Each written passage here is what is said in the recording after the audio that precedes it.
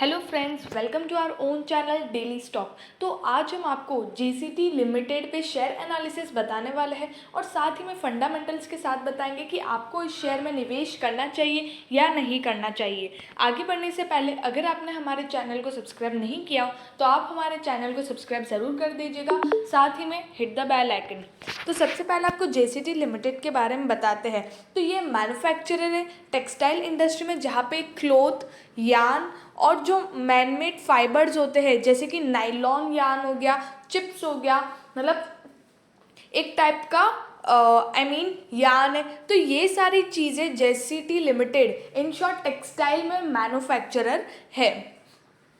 Company data, इसका market cap देखोगे तो 242.26 करोड़ का है। तो ये एक स्मॉल कैप कंपनी जो है। इंडस्ट्री का पी देखोगे तो 18.20 और यहाँ पे कंपनी का पी नहीं दिया हुआ है क्योंकि ये कंपनी या तो लॉस में थी, मतलब लॉस में थी, उसी वजह से यहाँ पर पी नहीं दिया हुआ है। बुक प्राइस भी देखोगे तो 1.25 टाइम्स पे आपको ये शेयर मिल रहा है। डिलीवरेबल परसेंटेज है 78.46, मतलब इतनी डिलीवरी इस शेयर की उठाई गई है। इसका बीटा है 0, मतलब कि ये वॉलेटाइल स्टॉक नहीं है। अब बात करते हैं फाइनेंशियल ट्रेंड की। तो यहाँ पर कंपनी ने 2018 में 768 करोड़ का रेवेन्यू जनरेट किया था, जहाँ पर इनका लॉस था 36 करोड़ का। और 2021 में देखो कंपनी यहाँ पर धीरे धीरे कंपनी का यहाँ पर रेवेन्यू डिक्रीज हो रहा है, 665 करोड़ पे आ गया। लेकिन साथ ही में आप देखो पिछले 3 साल से अगर कंपेयर करो, हर टाइम कंपनी पहले 36 करोड़, 23 करोड़, 44 करोड़ के लॉस में थी, लेकिन इस बार कंपनी 14.70 करोड़ के मुनाफे में है, जो बहुत ही बढ़िया बात है इस कंपनी के लिए।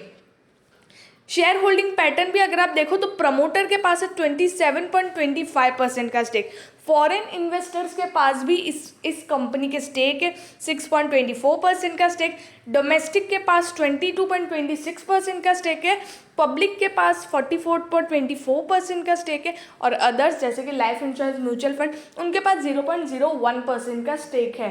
तो ओवरऑल अगर शेयर होल्डिंग पैटर्न देखे, भले ही प्रमोटर के पास यहाँ पर कम स्टेक है, लेकिन यहाँ पर डोमेस्टिक और फॉरेन इन्वेस्टर्स ने भी यहाँ इस कंपनी में निवेश किया हुआ है, तो ये एक अच्छी बात है। रेवेन्यू स्टेटमेंट की बात करें तो दिसंबर में इसका सेल्स था 186 करोड़ का, मार्च में 206, जून में 151 करोड़ का सेल्स था। तो यहाँ पर एक बात बताती हूँ, जिस कंपनी का मार्केट कैप सिर्फ 250 करोड़ का है और वो इतना रेवेन्यू ओवरऑल अगर ईयर का देखो इतना रेवेन्यू जनरेट कर रहा है, तो एक बहुत ही बढ़िया बात है। साथ ही में लेकिन उनका नेट प्रॉफिट नहीं हो पा रहा है एक्सपेंडिचर की वजह से।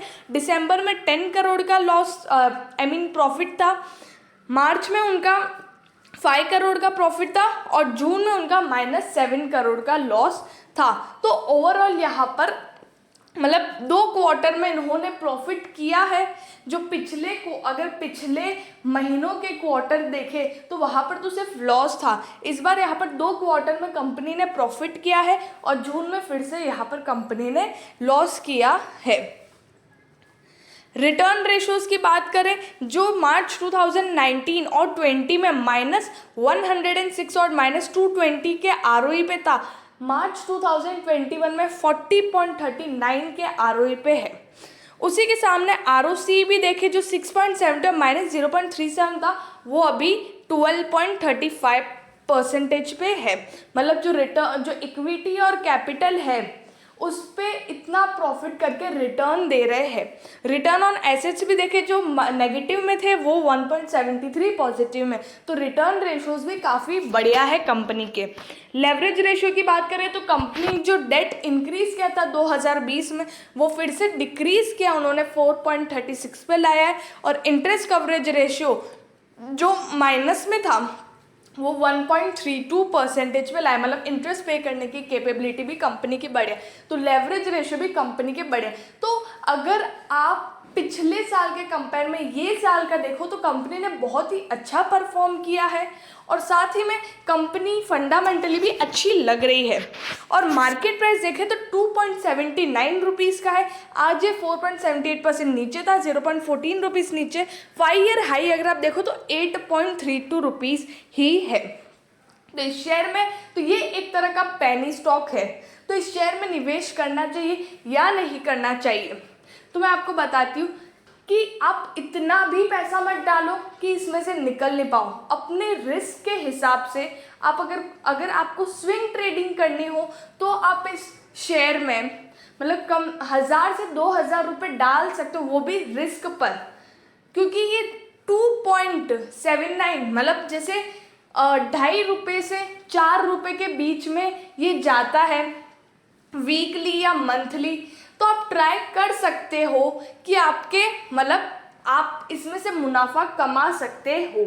पर ये स्टॉक सिर्फ लक पे है क्योंकि ये पेनी स्टॉक है, लेकिन जिस तरह से इसने इस क्वार्टर में मतलब 2021 में अच्छा परफॉर्म किया है तो हो सकता है ये एक मल्टी बैगर स्टॉक भी बन सकता है।